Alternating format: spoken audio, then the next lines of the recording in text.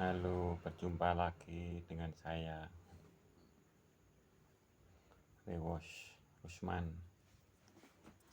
atau berjumpa lagi dengan Gateknonet, Gatekno. Di sini saya masih akan membahas tentang diagram defrost untuk timer 14. Di sini saya melihat banyak tutorial atau gambar yang membahas tentang timer 14, tapi diagram tersebut tidak bisa bekerja maksimal untuk pada saat defrost. Ini saya ambil beberapa contoh gambar dari diagram asli SAP 14 dan ada 2 diagram yang beredar di Google. Itu istilahnya gambar desain sendiri, entah ngambil patokannya dari diagram apa. Yang jelas saya menemukan ini masih ada sampai sekarang, dan menurut saya gambar ini sangat tidak rekomendasi untuk bagi saya. Soalnya apa? Proses defrost tidak bisa maksimal. Kenapa saya bilang gitu? Karena defrost itu seharusnya untuk kulkas yang menggunakan timer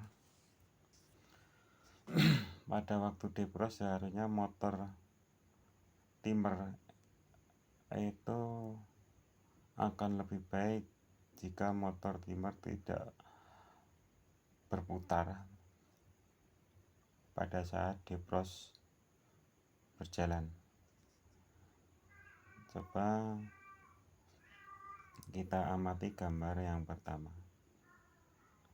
Ini saya ambil, kredit untuk gambar ini saya hapus karena saya tidak mau menampilkan siapa yang menggambar. Ini contoh diagram yang menurut saya tidak maksimal. Nih, mari kita perhatikan.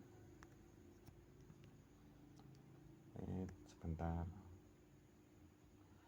Mari kita perhatikan urutan kaki.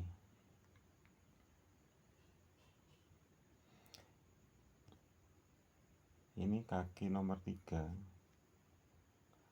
Bentar, kaki nomor 3. Ini kalau posisi defrost dia akan switch ke nomor 2. Jelas kan?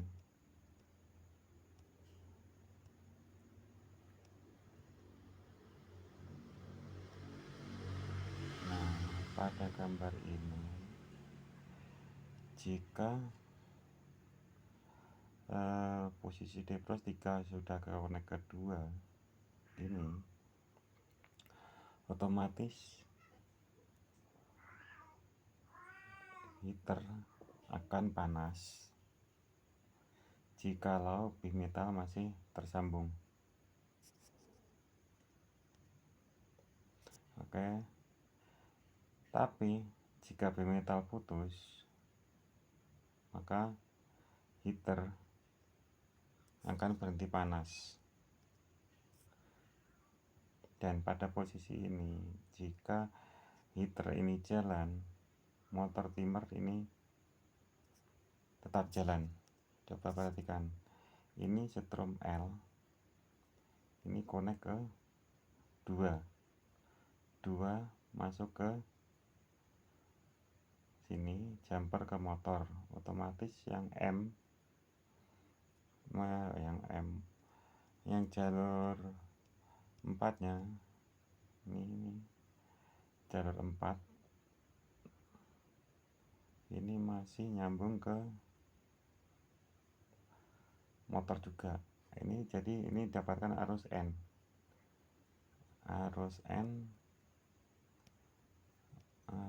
dari kompresor nih. Sebentar, N ini masuk kompresor, ini kompresor, ini jadi masuk ke motor. Ini jalur N dan L nya masuk dari 3 ke 2 masuk ke motor. Ini motor berjalan posisi depros. Dan kenapa saya bilang ini tidak maksimal? Proses berputarnya motor waktu depros itu kurang lebih hanya sekitar 12 menit. Dan jika dalam waktu 12 menit kondisi evap belum semuanya cair, maka mau tidak mau depros akan berhenti. Ini jika putus, jika timer udah switch ke 4, mau nggak mau depros sudah terhenti.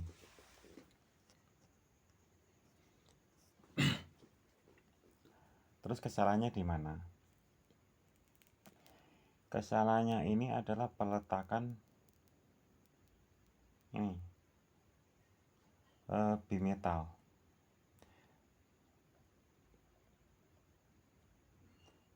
Seharusnya bimetal itu jumper peletakannya bimetal dan heater. Harusnya bimetal itu menghubungkan antara ini satu ke netral, dan bimetal ini langsung ke nomor 2, kaki nomor 2. Atau lebih gambarnya beda lagi tapi masih dengan cara yang sama. Ini lebih jelas gambarnya. Ini jadi pada ini 3 konek kedua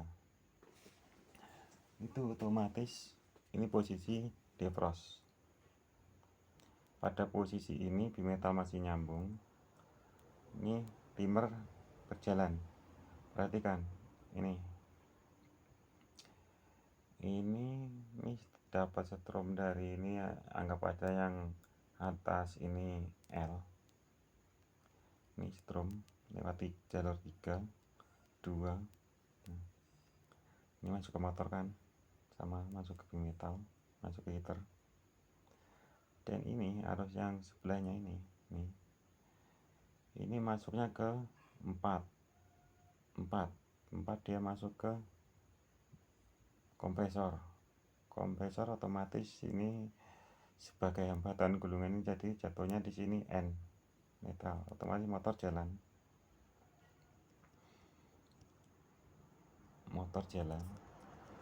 Heater juga berjalan. Tapi jika motor timer ini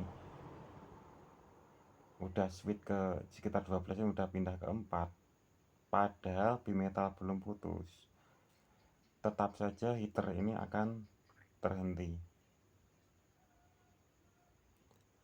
Coba perhatikan dan rekayasa. Jika dalam 12 menit evap belum cair, maka tetap saja sistem pendinginan akan running. Ini 3 ke 4 dia akan menjalankan ke kompresor.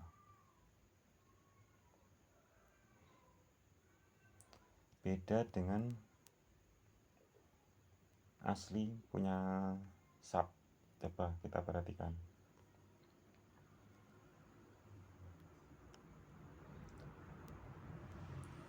Punya sub ini bimetal langsung ke, atau defrost termo ya, Ini kan betul kan jumper ke 1. Untuk heaternya jumper ke 1 masuk ke nomor 2. Jadi pada saat 3 ini pindah ke 2, ini heater jalan panas. Ini pindah ke 2, heater jalan.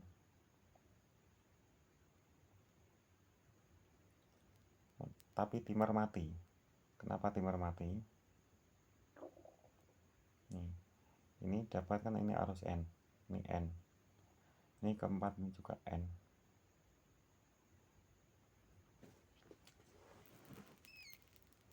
Bentar. Ini switch pindah ke 2. Ini otomatis L masuk ke sini, heater jalan. Di sini N-nya N. Nah, N kan? N. Nah, di 4-nya juga itu N. Maka timer tidak akan berjalan sampai dengan bimetal putus. Jika ini sudah putus, maka arus L sini, L yang atas sampaikan L lewat nomor 3 2 ke defrost, heaternya akan menjadi hambatan, dan di sini akan tetap L dia masuk ke 1, dan di 4-nya masih tetap N, dan ini kan sebagai kompresor, sebagai hambatan. Jadi motor timer ini akan jalan kurang lebih sekitar 12 menit. Nah, maksud saya yang istilahnya menyebabkan yang tadi tidak maksimal itu adalah bila mana dalam 12 menit pencairan belum selesai, maka mau nggak mau kompresor jalan lagi. Jadi tidak akan maksimal kalau blok es di evap belum habis tapi udah pindah lagi ke pendinginan, maka akan semakin menumpuk. Ini untuk sub model lama banget. Ini sama. Ini sama. Bentar, saya hapus dulu. Nih, perhatikan. Ini bimetal atau termostat defrost termo. Ini maksudnya dari N dia masuk ke angka 1. Nah, 1 tadi jumpernya di atas sini, tapi ini jumper di sini. N bimetal baru jumper ke N bimetal baru jumper ke heater, baru masuk ke nomor 2. Itu yang betul. Jadi jika Anda menggunakan sistem ini, gambar ini, maka pencairan tidak akan maksimal.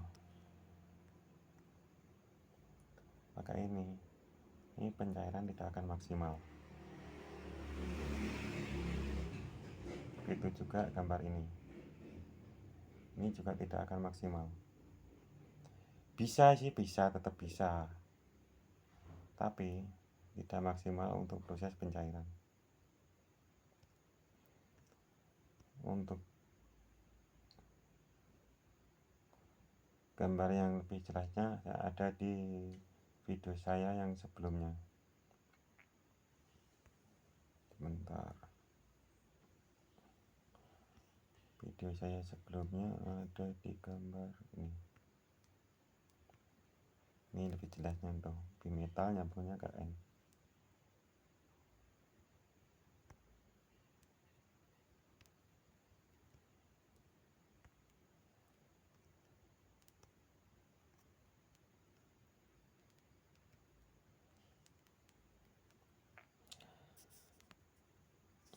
Oke, sekian pendapat saya tentang gambar yang beredar tentang gambar Timer 14 yang tidak maksimal karena penempatan bimetal dan heater tidak tepat.